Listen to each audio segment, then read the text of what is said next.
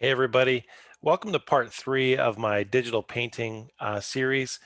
We started with the drawing technique, then we did in part 2, we worked on the highlights and the shadows and working on the actually painterly effect. And now we're going to work on the coloring. So I've prepped my file and I'll share my screen and we'll take it away. So we're working in Photoshop, of course, and our goal now is to take what we've got and add color. Now, I think I explained before that the reason I like to work this way is I prefer to have uh, my highlight and shadow kind of figured out. I like the value to be applied to my picture. That helps me separate, in my mind at least, the complicated nature of color and highlight and shadow by doing the shadow and the highlight by itself, by really trying to tailor the value of the entire image separate from the color. That way I can kind of calibrate what I'm doing. Um, this is kind of a very deliberate, planned way of painting. I know it might go against the grain on some folks that like to be more expressive and just have at it. But I'm a designer at heart, so I always do things in a very methodical way. So what I want to do now is basically explain my technique for applying color, and it's pretty simple. So basically what we're going to do here is with this image, I'm going to isolate a few areas and apply a color scheme. So first things first, I think I'll go ahead and isolate the background. What I'm going to do is use my marquee tool and my lasso to kind of get that going. So I'm going to highlight the entire background, and then I'm going to use my lasso to come in and kind of remove a little bit of this selection. I'm going to hold my option key, and I'm just going to kind of trace a little bit around her face. And honestly, I'm not being super precise. I'm just doing this kind of quickly so I can kind of isolate the area I don't want to color green is what I'm going to go for here. So I'm going to take off this piece. Okay, so now I just have that one piece selected. Now what I'm going to do is use my eyedropper. I'm going to go ahead and borrow from the original image and select a color into my fill box. And then I'm going to drag that swatch down into my frame, right into the area I just selected. And you'll see on my layer palette that that created a colorized fill layer. And it's applied downward onto the picture below.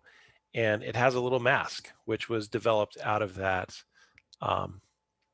selection I made. Now I can refine this later, and I will, but at this stage of the game, I'm just throwing down some color. And so what you might have guessed I'm going to do is I'm going to select this layer and I'm going to switch down to color in my, what do you call it? My blending modes, my Photoshop blending modes, and apply that color. Now that's a starting point. You'll see there are other colors in the image, which will come later. What I'm doing right now is I'm trying to set my base colors for all the gray tones I already applied to the photograph. And I'm going to kind of work, from the background forward. Next, what I'll do is work on her hairline. Now, if I want to save myself a little bit of work, I can press Command and I can click on the mask of the green fill layer that I already had. And there I get the selection of the background. Well, I'm going to go ahead and invert that and switch that selection into a selection of her face, right? What I'm going to do next is her hair. So I'm going to use that lasso again, and I'm going to go ahead and just hold the Option or the Alt key and remove, her face as best I can. And it's not going to be perfect as I do this. Oops, you know what I did? I did that backwards. Let me undo that another step. So what I needed to do was actually close my loop over here instead of the other side. So I'm going to try that again. I did undo, and I'm going to go back, and I'm going to go inside here. I need to go a little bit further, go all the way back around. There we go, that's a little better. And back out to the side.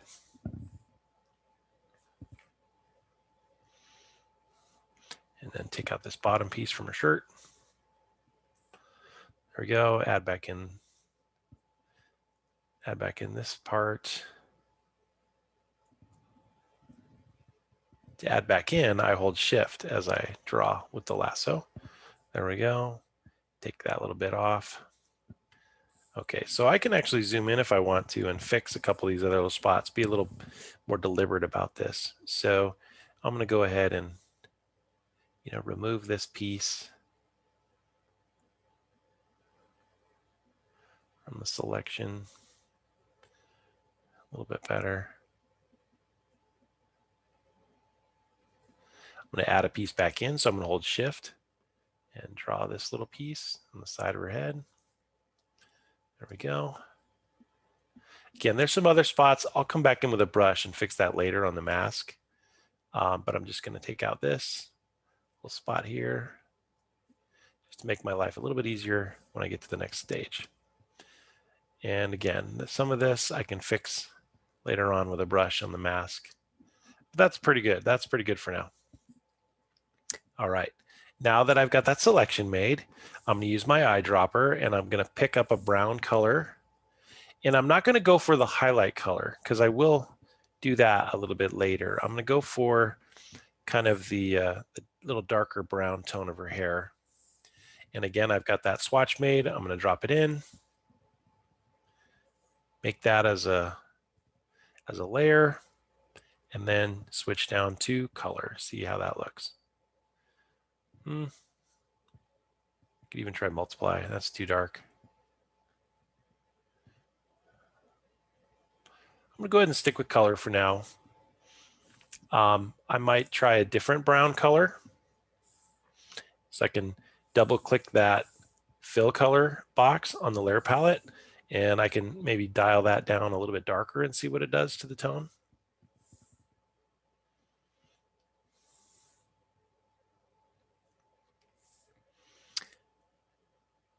Yeah, I kind of like that a little bit better, darkening that brown. Okay, so here we are. We're in another position where we're going to now do the skin tone. So I can start myself off with that selection that I made, and I can kind of do the reverse. I'll flip that selection again. I'll go to select and I'll go to inverse. And you can see now that it did go ahead and select the background, but it also kept the skin tone selected, which is what I need. To quickly get rid of this background selection, I can change over to the magic wand, and I can press, no, actually, you know what? That's not going to work for me. Let me try switching. Yeah, I have to be on the different layer. I was on the mask layer. So I'm going to try holding the magic wand and option and see if I can click and delete that background. Nope, don't want to do that. I think I'm going to go ahead and just lasso it. So I'm going to go here, press option minus, and lasso out the background. Just quickly get rid of that part of the selection.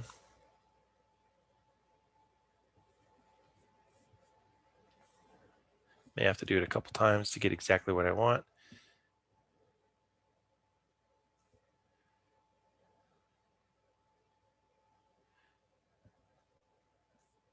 All right. Okay, so now I'm left with the skin. Again, these selections aren't meant to be perfect. They're just meant to be in the ballpark. I'm going to fix them later on, but just to give you an idea. So here I'm going to use the eyedropper again, and I'm going to look for kind of a medium skin tone color from the photo, and then use that swatch, drop it in, and then like before, I'm going to go ahead and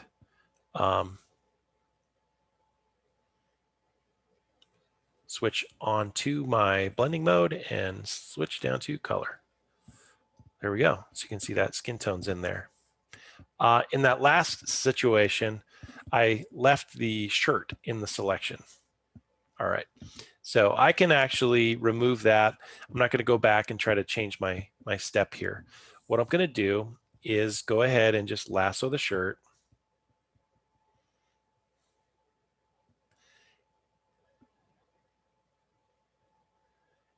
and kind of go back, make that selection, double check I got the whole thing. I didn't. Oops. Hold shift, kind of add this bottom piece. There we go. So now what I'll do actually first is I'm going to paint the mask where the skin tone was black, and that's going to remove the skin tone from the shirt. So the simplest thing to do is just go to the edit menu and say fill it with black, say okay, and then it's going to fill the shirt color. I'm going to keep that selection active because the next fill color I'm going to use is a white color. So again, I'll use that eyedropper, pick up from the shirt. Probably going to go with kind of this medium gray in her shirt because it needs to have a little bit of a color. White isn't going to work very good applied to a grayscale, but a little bit of a gray or creamy gray white color will be good for this. So I'm going to use that swatch, drag it down, drop it in. There, it's now its own color fill layer. And then again, adjust the blending mode and try color.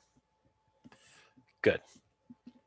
All right, so that's the basis of what coloring is going to be for our, changing the value of the painting from grayscale into color. Now the work begins to fine tune this color.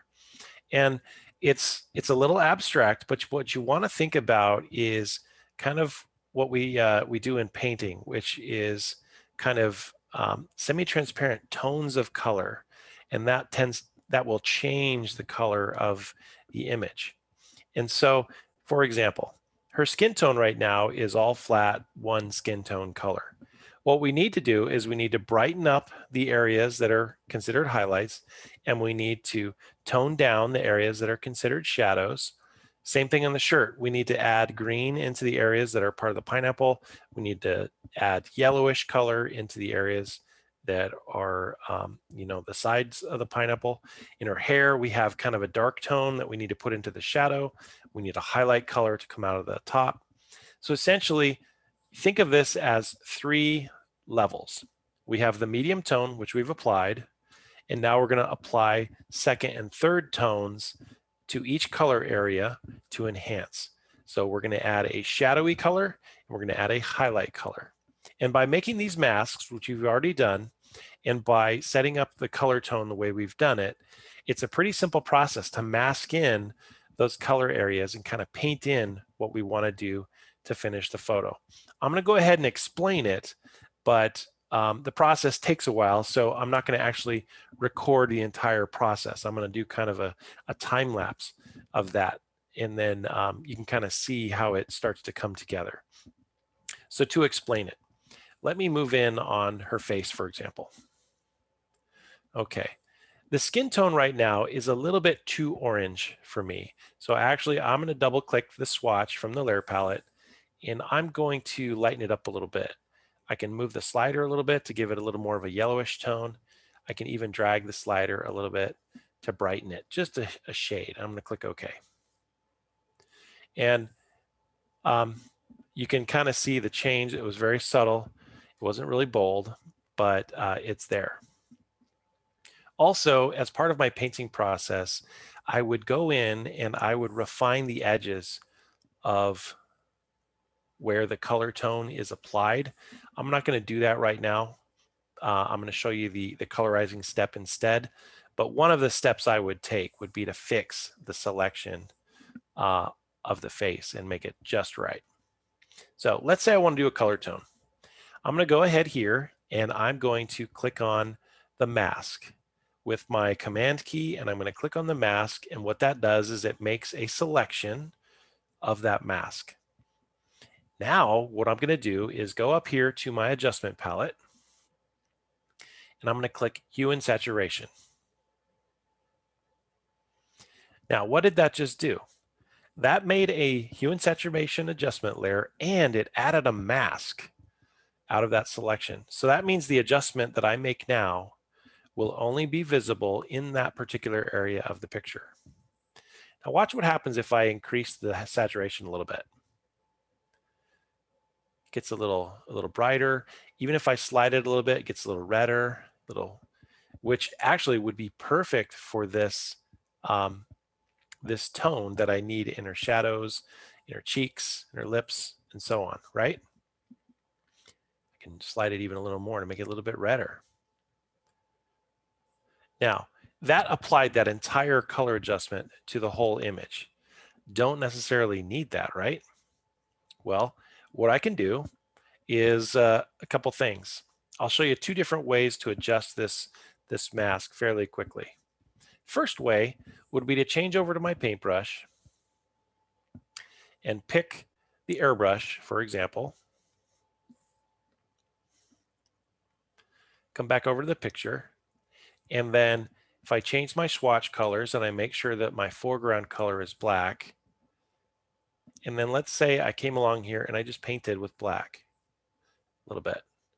See how that brings that, or it hides that reddish color from the photo? So I'm basically kind of painting in reverse. I'm adding back in the color tone underneath. So the reddish color is the adjustment layer. The lighter skin color is what's underneath. In oil painting, we would call this a rub out, where you would paint a wash over the whole picture, and then you'd come back with a rag and you kind of rub out the color tone in the areas you don't want it. Well, I'm kind of doing that digitally. I'm rubbing out the tone in areas where I don't want it to remain on top of the image. Okay, that's one way to do it. Another way to do it might be to come over here with your magic wand, and if you click on the grayscale image, click in a highlight area of the grayscale layer. Okay, and what does that do? That picks up a range of gray pixels that are in that medium tone. But see how harsh it is? It's not quite tapered just right. I'm going to convert that selection into kind of a smoother selection. So I would go to the select menu, and I would go to modify, and I would go to feather. Okay, and let's say I bump that up to like 25 pixels, click OK. So see how it smoothed out that selection? It's not quite as bold as it was before. That softened the edge of the selection. Now what do I do? Well, I go back to that hue and saturation layer, and the goal now is to hide the adjustment layer, or to add, let me say this right. The goal now is to basically use this selection to enhance the mask that's already there and basically hide the reddish color from those specific places. How do I do that? Well, if I have the hue and saturation adjustment layer selected and I have this active selection, if I fill that selection with black, what's it going to do? It's going to paint black into the mask, which means it's going to hide the edges of that selection and bring back the layer underneath with the brighter color. I know that's a complex, backward way of thinking this through, but here's what it does. I'm going to just go ahead, go to the fill menu, click edit, fill with black, click OK, and boom. See how it increased the mask and it filled in the tone in those specific highlight areas. So that's kind of a quick way to get into certain spots and then, let Photoshop kind of mask for you. I could do that again over here on her neck. Say I need to bring that piece out. I'll go to the gray tone image, use my magic wand, click that range in the brighter area of her neck. There you go. Then what I'll do is use select, modify, and I'm going to feather the selection so it smooths it. 25 pixels is a good amount. Click OK. And then I need to remember to go back to the adjustment layer, click on the adjustment layer mask, and paint black into that selection. And then that smooths out the tone and lets that reddish color, layer over the skin tone underneath. It's kind of like like I said, a rub out technique, but it's also kind of like an airbrushing technique. You can do any combination of this to taper and tailor your mask. And again, you could come in just manually and paint in your mask however you want. I'm just trying to show you a couple options so it speeds it up a little bit for you. All right. The next adjustment I could make is if, let's say that red is a little bit too bold, I can always adjust the opacity of that hue and saturation layer. Yeah, look at that. See, doesn't that color tone look a lot better on her face? So just by adding two color adjustments, I've already totally enhanced the original grayscale that I had on the picture. Just interesting how that works, right?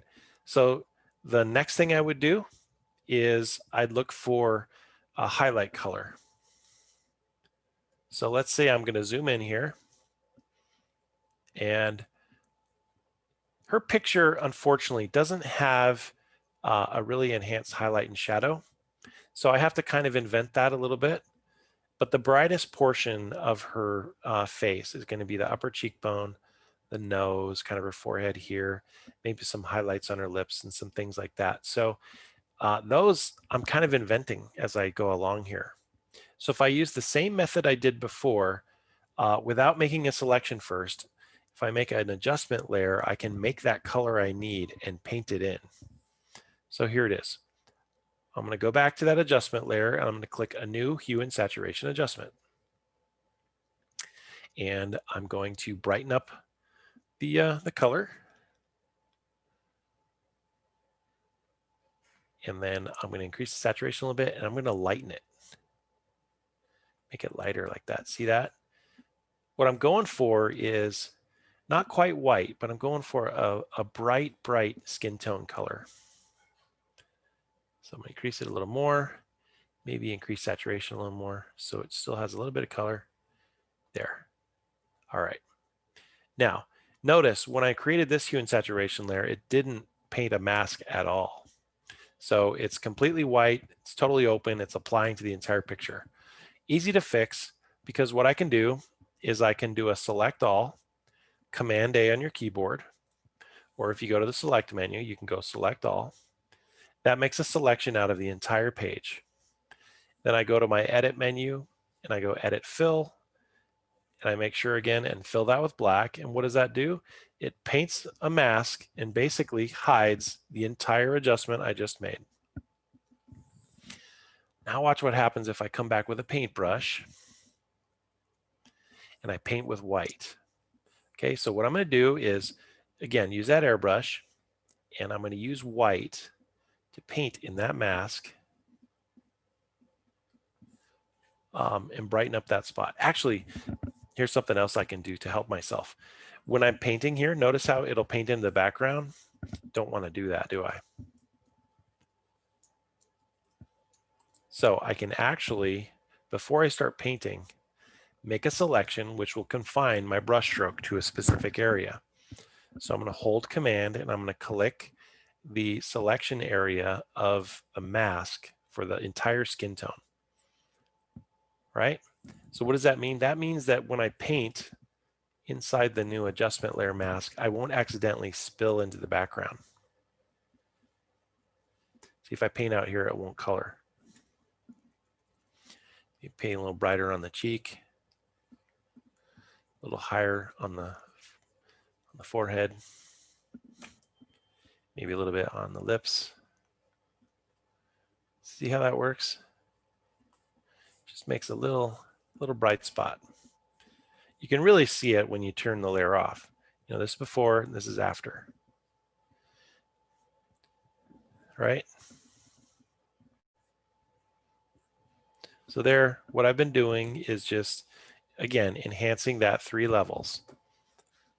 The shadow, leaving the medium tone, and then now adding highlight. So you would do that for each color area of your picture.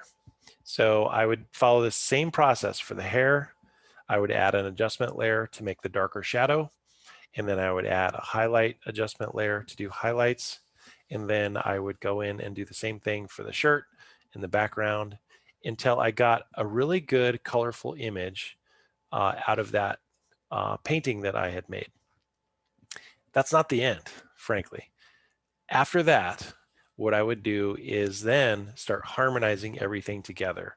And that's a process where um, I'd create additional layers above the picture, and I would sometimes draw or paint just additional brush strokes over the picture to further refine and enhance it.